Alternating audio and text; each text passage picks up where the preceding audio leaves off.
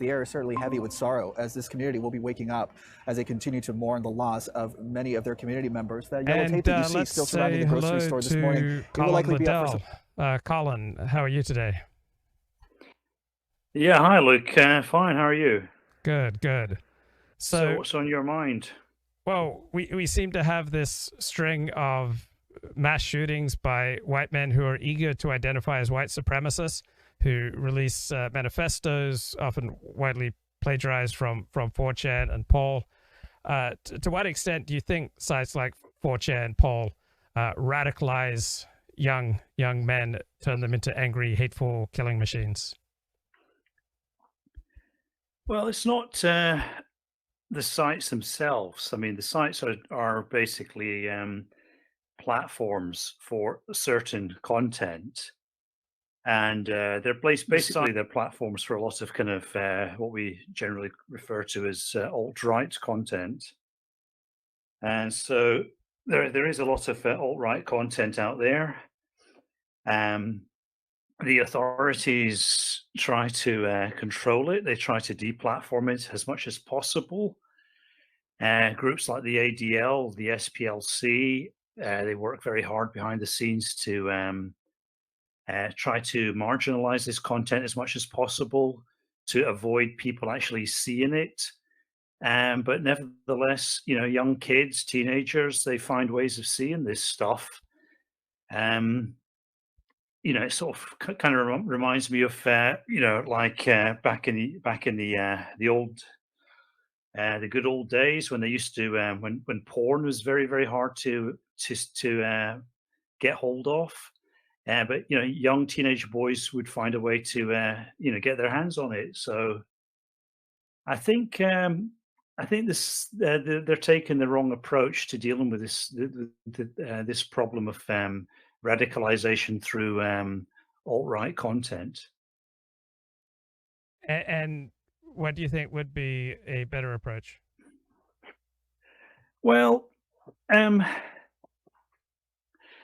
think a lot more honesty is required. I mean, another thing that's on my radar right now is the recent. There was a recent documentary about Patriotic Alternative, and basically, Patriotic Alternative, it is a classic alt-right group.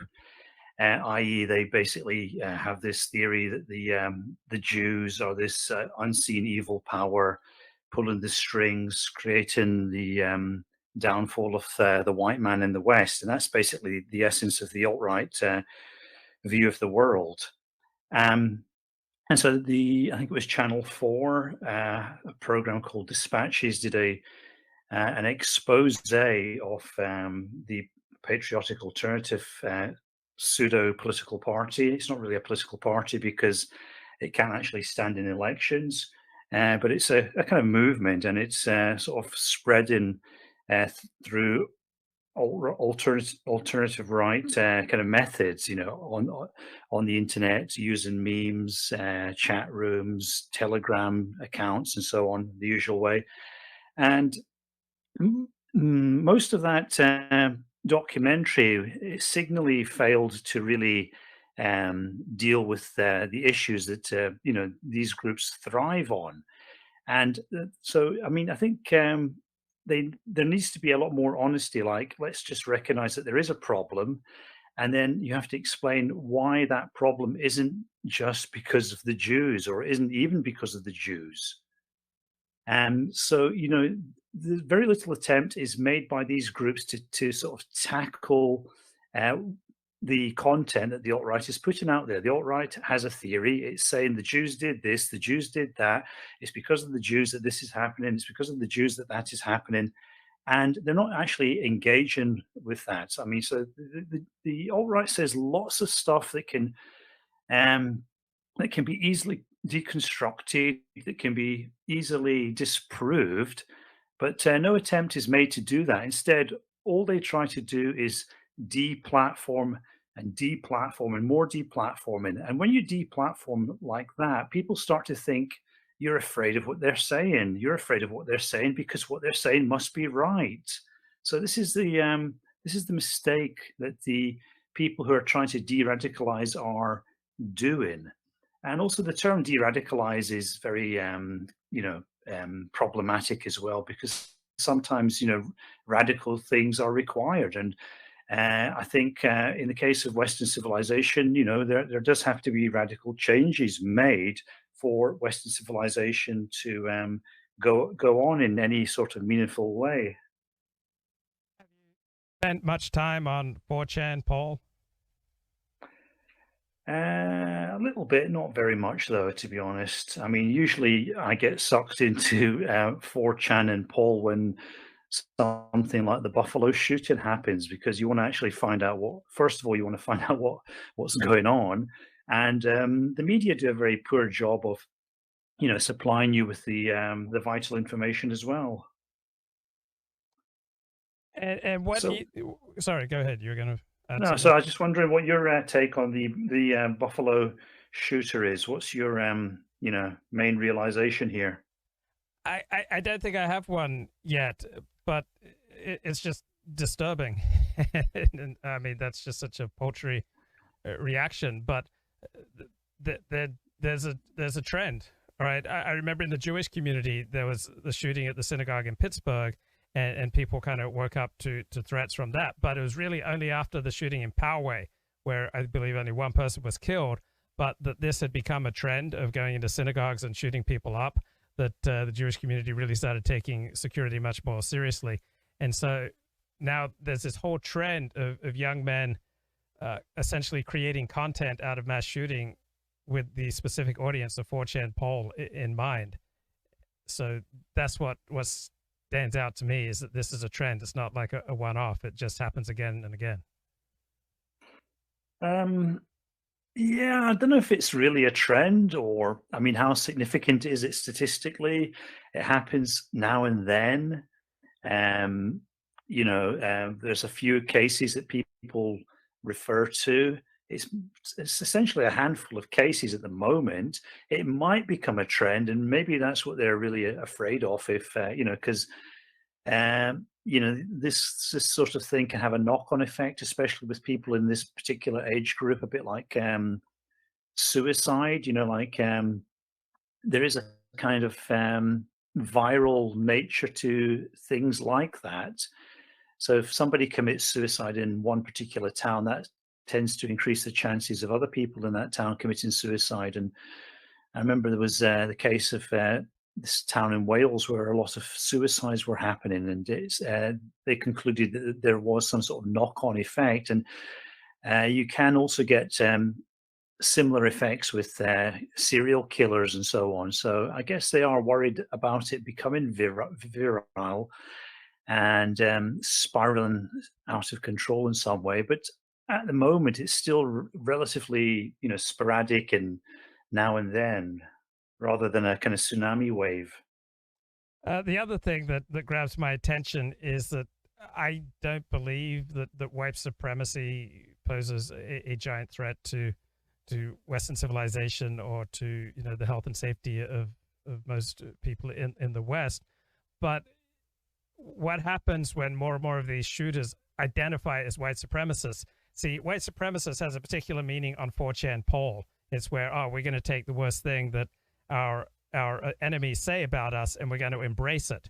But I suspect that if you talk to this guy Peyton Gendron, who committed the latest shooting, or the guy who shot up a black church in the South, that none of them would really stand up to a label of white supremacist, because they'd be happy to acknowledge that different groups have different gifts. But what happens when these shooters keep claiming the title white supremacist? It then becomes harder for those of us to argue that white supremacy is a hoax. What do you mean by white supremacy is a hoax? You mean that there's no such thing? Yeah, that if you were to talk to David Duke, he would have no problem admitting that there are all sorts of areas where non-whites are superior to whites on average, statistically. Yeah. Well, we're dealing with what are sometimes known as hate facts, and there are a lot of facts out there. They have been studied, they have been scientifically validated in many cases. They are things that people generally do believe in when they're not being defensive about what they believe in. And so there is definitely a lot of hate facts out there, and most people have no problem thinking these things in the privacy of their own minds. But when they enter the social arena, they do become very problematic. Um, yeah, I mean, I think what people like this young guy who did the shooting are concerned about, they're concerned about whites becoming a demographic minority, about their societies becoming multicultural, multiracial, where white norms are no longer the dominant norms. And I mean, I guess a white supremacist in um, today's parlance would be somebody who simply believes that certain countries that have traditionally been dominated by whites should continue to be dominated by whites, and this flies in the face of the ongoing demographic trends, of course, because the ongoing demographic trends are that women in developed countries, i.e., white women, in most cases, are having very, very poor fertility, and these countries are inevitably, replacing their population deficit with people from various third world countries like South America and Latin America and Africa and the Middle East and so on, and China and places. And a lot of people do feel very uncomfortable with this trend. I mean, of course, there are people who push back against it. I've heard you yourself push back against this trend, saying it tends to be overstated, and I think there's a bit of validity in that. But the long-term trends are for traditionally white countries to become less and less white, and you can kind of quibble about the time span of that process, but that seems to be the direction in which things are going. And young kids thinking ahead like that, and maybe exaggerating the speed at which it may well be happening, and maybe they're not exaggerating, but who knows? They're going to find that a kind of scary phenomenon, and so I think anybody should be concerned about it, because when you are being racially replaced, that is effectively, your group is dying, and you're losing your existence in the way that people project it into the future, which is through their offspring and their racial or identity group. And so this is something that rightfully disturbs people.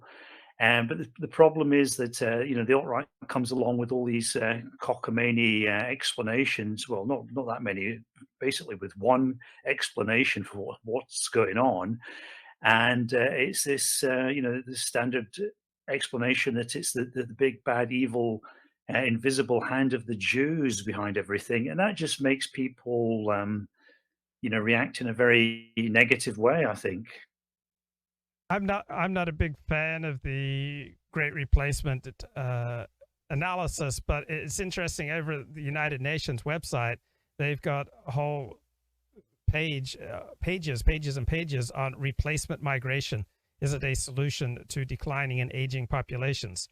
So the UN certainly believes in the benefits of replacement migration for low fertility countries like France, Germany, Italy, United Kingdom, United States. So the United Nations is labeling this replacement migration. It doesn't seem a big leap from replacement migration to the Great Replacement. Yeah, but again, I think white people, Westerners, are being very disingenuous with themselves, because that's almost what they kind of really want themselves. Because what they don't want, I mean, especially white women don't want to be told they have to get married at 20, and then to some guy they're not particularly keen on, and then pump out 3 to 4 kids. This is not what white people themselves want. And some white men would probably look at that idea and think, actually, that's quite an attractive scenario. And for a lot of guys, it might, it might make them think they'll have a chance with getting a wife that way. If you return to a much more traditional society, which we used to have pre 1960s, when women tended to be much more dependent upon finding a husband and so on, and there weren't all these options about delaying childbirth and following careers, and the usual feminist claptrap. So this is actually what a lot of white societies want, though. They want this low fertility kind of lifestyle where they have a lot of options, where they can try different things, where they don't have too many responsibilities, where they're not bogged down in the reproductive process, where they can have careers, they can travel the world. And it's not just women that are doing this, of course, it's also men. And so you are going to when societies reach this point where they can offer all that kind of individual freedom to their citizens, then the inevitable result of that is low fertility societies, and the inevitable result of that is, of course, you're going to have some kind of replacement migration, or you're going to have a crash in population that is incredibly overburdened with the older demographics. Richard Spencer tweets, the anonymous free-for-all internet has contributed nothing to discourse or society and has become a public health and national security catastrophe. It's past time to shut it down. What do you think? I'd say it's a slight overreaction there from Richard. Yeah, he's essentially an elitist, but the kind of ironic point is that of course, he's never going to be invited into the elites.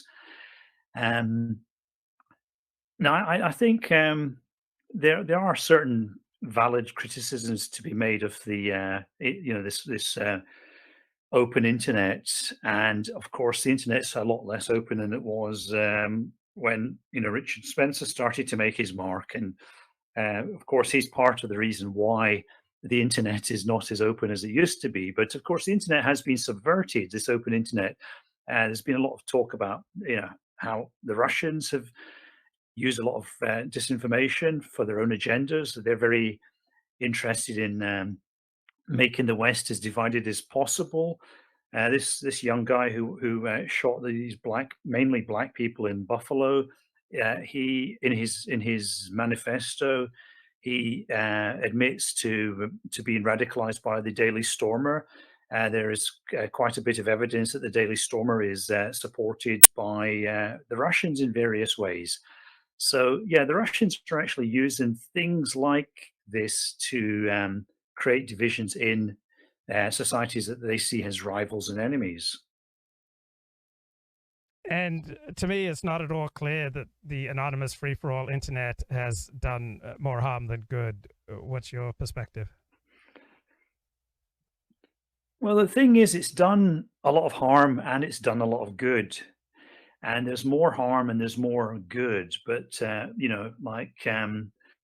it's very hard to say, to make a comprehensive judgment until you see the end result of anything, So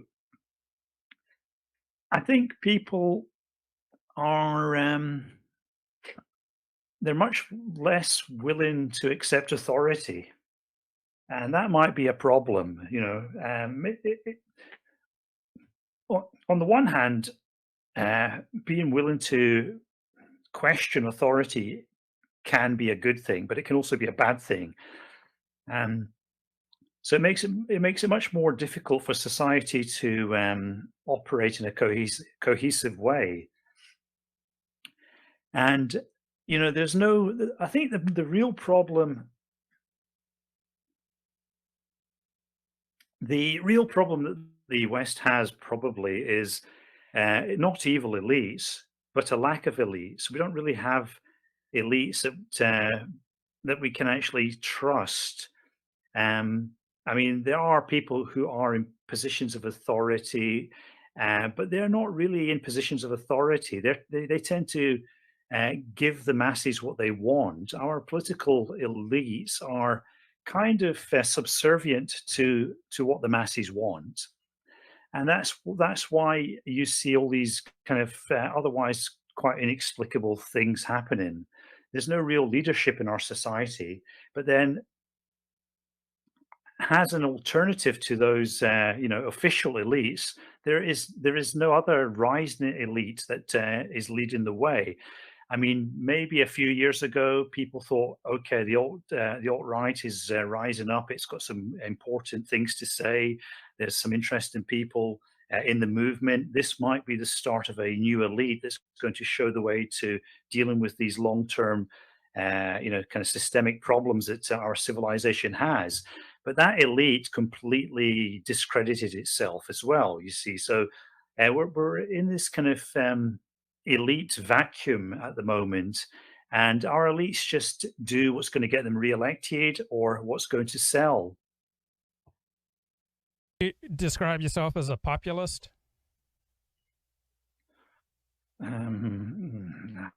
Not entirely comfortable with the term, to be honest. First of all, my content, like yours, is not particularly popular. Um, um, so I guess we're the worst of both worlds, really.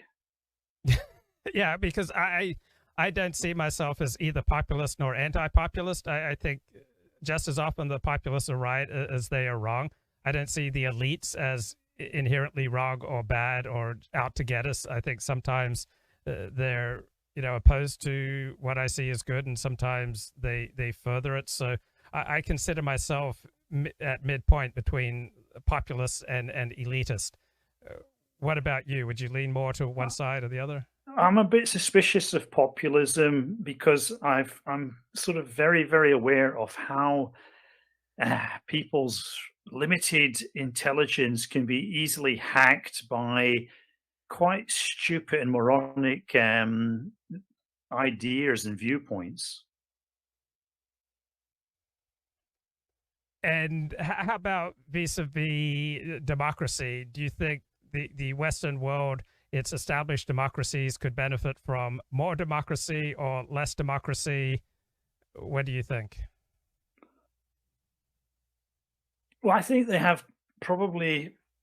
Yeah, I mean, one of the critiques that the alt right or the distant right or even the conservative movement these days makes is that you know we don't have any democracy and the election was stolen. And I kind of disagree with that. I think that we actually do have democracy. I think our so-called official elites, who are not really elites because there's nothing really elite about them, but these official elites are desperately trying to give us what we want, which in developed Western societies is, you know, um, consumerism, economic growth and opportunities, and lots of individual freedom to fuck up our own lives and that of societies. And what do you think about what looks like the fall of Nick Fuentes?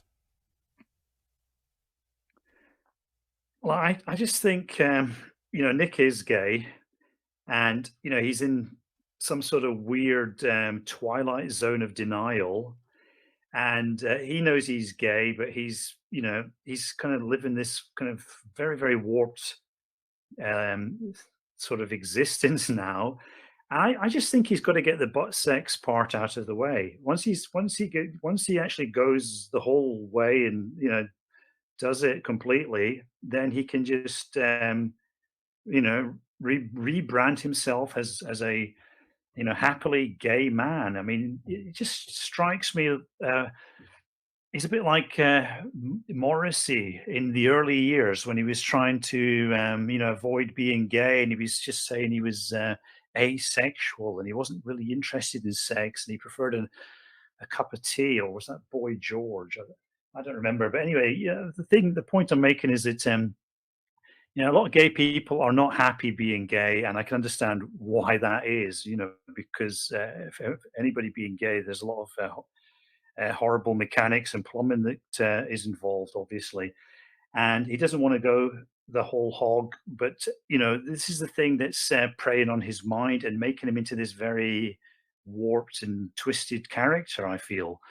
And it's starting to infect his movement. It's starting to infect the positions he takes up. It's led him to promote this whole kind of incel kind of culture, all this very, very fake trad Catholicism, which obviously nobody in America first really believes in. So the whole thing is just becoming completely fake and, to use this word in its other sense, gay.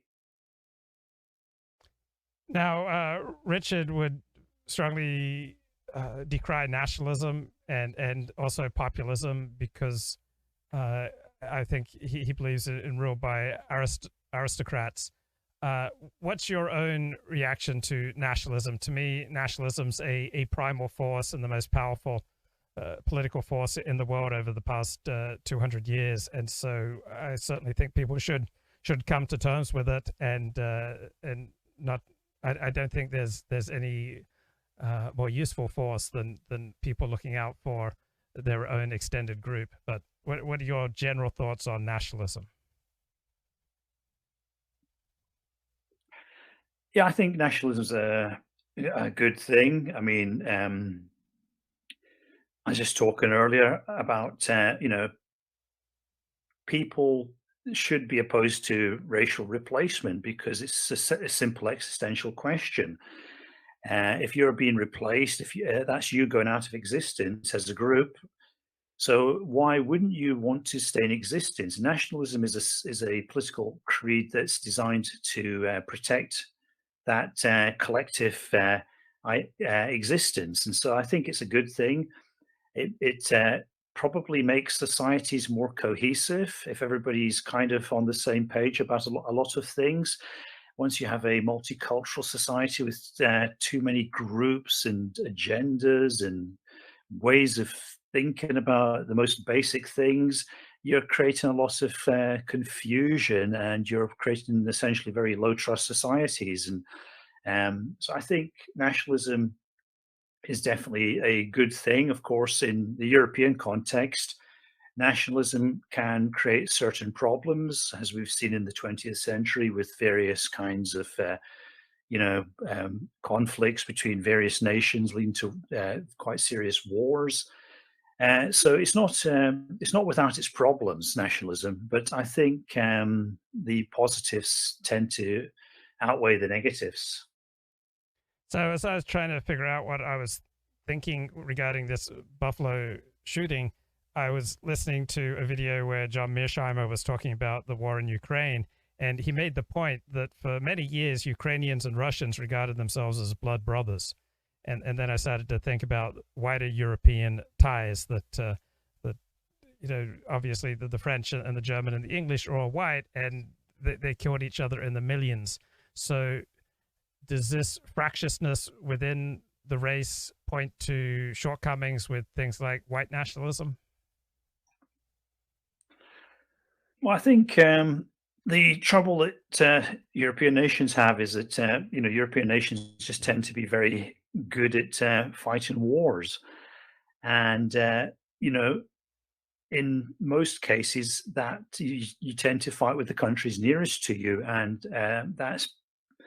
I mean, the good thing about the British is that we always exported our wars far and wide, which generally meant we won them quite easily without much bloodshed, and we reaped many of the benefits of our victories.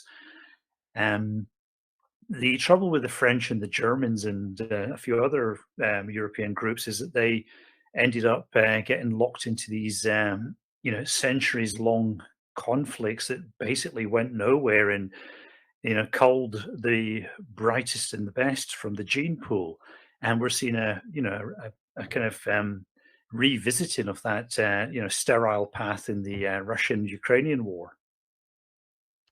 So I often enjoy talking to people under 25. I find them entertaining. I find them new sources of perspectives on life. But it would never occur to me to look for political wisdom from anyone under age 25. Am I robbing myself of a whole wealth of rich, intellectuals by taking this prejudicial attitude? Yeah, for sure. Yeah, obviously. Yeah. No, I mean, I was reading the Shooters Manifesto. I had a quick look at it. I didn't read everything. I just like skimmed through it. And this is something that's written by a bright kid. I mean, he's not an idiot. This guy, he's quite intelligent. But like a lot of young, intelligent guys, he thinks he knows everything. There's a certain kind of conceit and arrogance of youth, and it's just so clear he's been taken for a ride by this kind of alt-right bullshit that's kind of hacked his brain. And this seems to be a problem with young guys, especially bright young guys. I mean, Nick Fuentes is a very bright young guy, but this is the problem. If you're a bright young guy, you think these old farts don't know anything, and you're much brighter and better than them. And why should you listen to these old fogies and so on? And that's a very natural thing when you're a bright teenage kid. One advantage of going to university is that you quickly learn how much you don't know, and you will be shot down by people who know far more than you do. And so I think that's a weakness with the autodidact, that there are many advantages with the self-taught, the autodidact, that they may have new and innovative perspectives on things. But I notice this with many of the young streamers, like a Nick Fuentes or a Ken Brown, aka Deep Left Jerkle, that they really have no sense of the limits of their own learning. Just to amplify on your point, have you spent any time with Deep Left Jerkle, aka Ken Brown? Well, you sometimes post them on your show, and then I'll listen to that for a bit. Generally, I find his content a bit boring. Sometimes slightly interesting. Yeah, I don't really listen too much to what he's got to say. I listen to Nick Fuentes sometimes because he is quite an entertaining speaker. As long as you're not in a position where you're actually taking him too seriously. And also, it's kind of interesting to see how successful streamers talk. And there's certain people who are very good at doing live streams, and they sound witty. They sound like they know what they're talking about, and they seem to have a knack of kind of circling around a few talking points that they've got something of impact to say, and it gives the illusion that they know a lot more than they actually do, and there's nobody really challenging them or fact checking them and so on, so they can get away with quite a lot. And so some naive young kid listening to somebody like Nick Fuentes is going to be kind of swept up and think that this guy knows what he's talking about, and then he starts talking about somebody's dumper, and then maybe then they might get a twinkling that actually Nick's not that all-knowing. Yeah, it seems like the most successful talk radio hosts and live streamers essentially use a top 40 formula, where they just kind of repeat the hits over and over and over again. Freedom, or our people, or whatever the bits are, that they just keep hitting these buttons over and over again to give people the kind of feeling that they get when they listen to the hits. Do you think that's a apt analogy? Yeah, yeah, yeah. That's definitely the case. They have their talking points, and they kind of relentlessly circle those talking points. And after a while, if you're kind of quite high intelligence, you start to realize they're not really going anywhere, and they're just regurgitating constantly. And what are your thoughts about what's happening in Ukraine, and what are the possibilities of this war going nuclear? Um, yeah, it's again. I mean, like everything depends on Putin. He's the one thing holding it all together. And so it all depends on, first of all, his health, and secondly, what the people around him decide to do. There's a lot of people hoping in the West that somebody will come along and bump him off, and then we'll all go back to be nice and friendly again. Um, that would be nice if that happened. But again, the Russians might be prepared to go quite far down the same road with Putin. And I think Russia is, there's a kind of interesting paradox with Russia, because as it's become more aggressive, it's become more kind of isolated, treated more like a pariah state.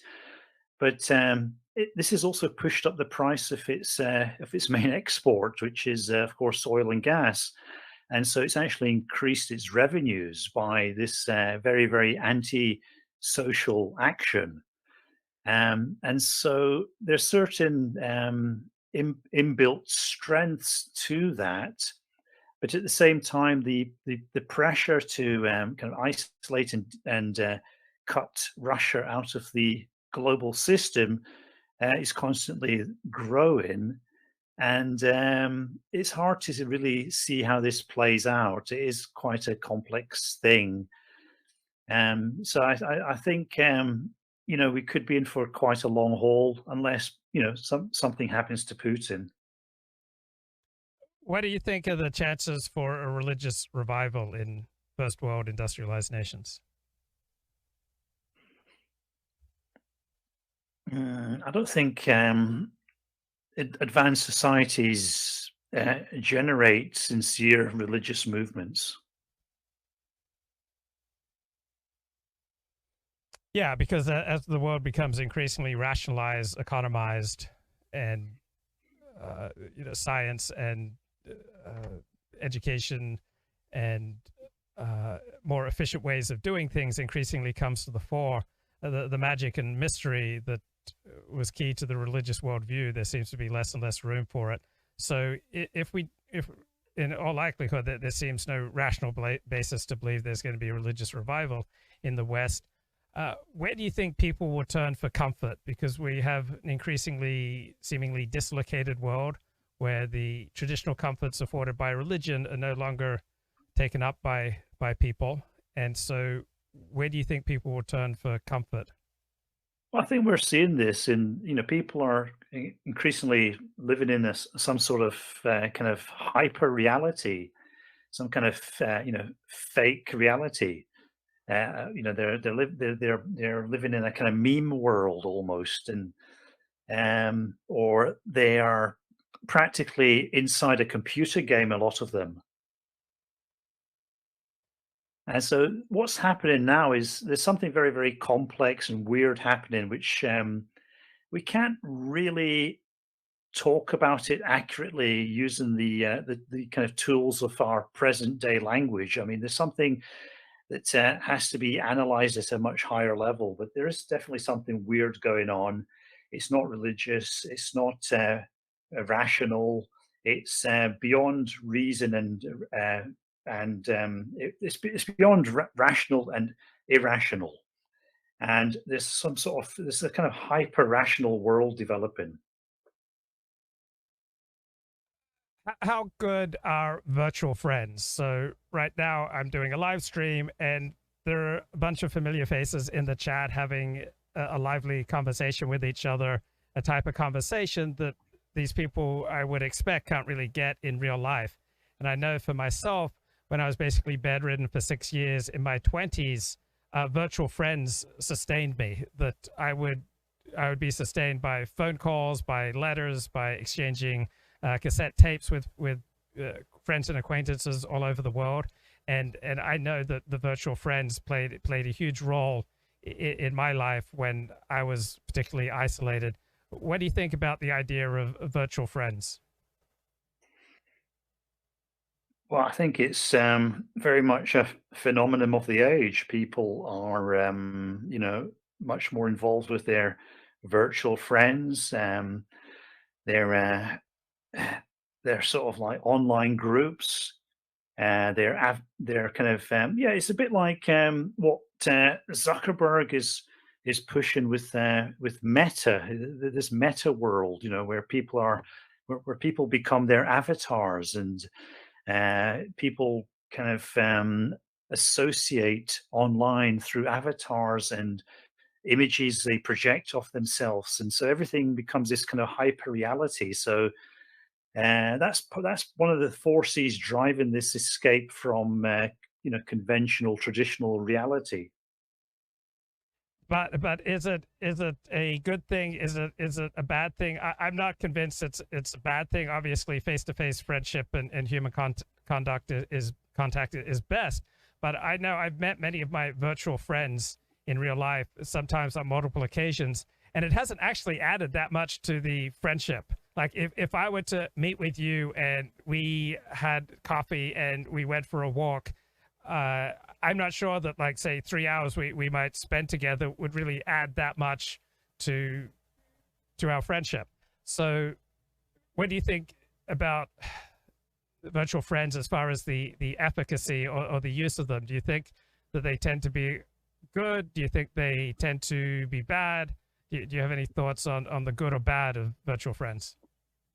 I think amongst intelligent people who know what's what and don't take things too far and don't believe too much of their own bullshit, they can probably navigate that kind of world without becoming too deluded or too puffed up on illusions and bullshit. But a lot of people, maybe they'll encounter some kind of problem at some stage. I mean, you'll see these OnlyFans people who fall in love with some girl on the internet and pay her lots of money and simp like mad for her. And, there's all sorts of weird things that come out of this. So you do actually have to be quite a grounded person to be ungrounded, if you know what I mean. Yeah, so I think what you're saying is for 2/3 of people who are relatively normal, having virtual friends only adds to your life. But for the 1/3 of people who aren't normal and who don't really have many real life friends, it's much easier to go in a deranged direction relying on virtual friends and community. Yeah, yeah. I mean, everything can be taken too far, and with some people, it can be taken too far a lot sooner than with others. And same with video gaming. I think for 2/3 of people who play video games, it doesn't really have a negative effect on them. It's those for whom their life is otherwise empty that video games provides the one form of excitement and passion in their life, and then it becomes maladaptive. So having an hour or two of recreation, I don't see inherently why playing video games for an hour or two a day is a bad choice compared to, say, watching TV. But for a minority of the population, that it can then lead you down a deranged path. Any thoughts on video games? Yeah, yeah. I think it's just common sense, really. If you use something in moderation and it helps you to unwind a little bit, and then you get on with the rest of your life, then yeah, fine. But what? Yeah, it's like alcohol. If you a drink now and then, that's fine. But if you're living inside a bottle, then you've got problems. So it's just the same with everything. Everything in moderation.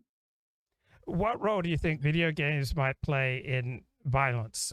Because if you're playing a video game where you're shooting people, do you think it's possible that that kind of unlocks a hinge in some people's mind that enables them to go into the real world and kind of act it out? You kind of see that in some of the, such as the live stream of the Christchurch mosque shooter. It kind of felt like you were watching a video game.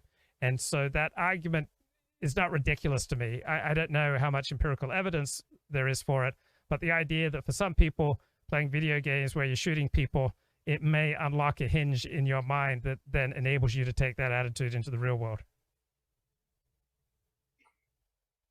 Yeah, I don't have anything particularly profound to say about that. I'd say there's probably some truth in that.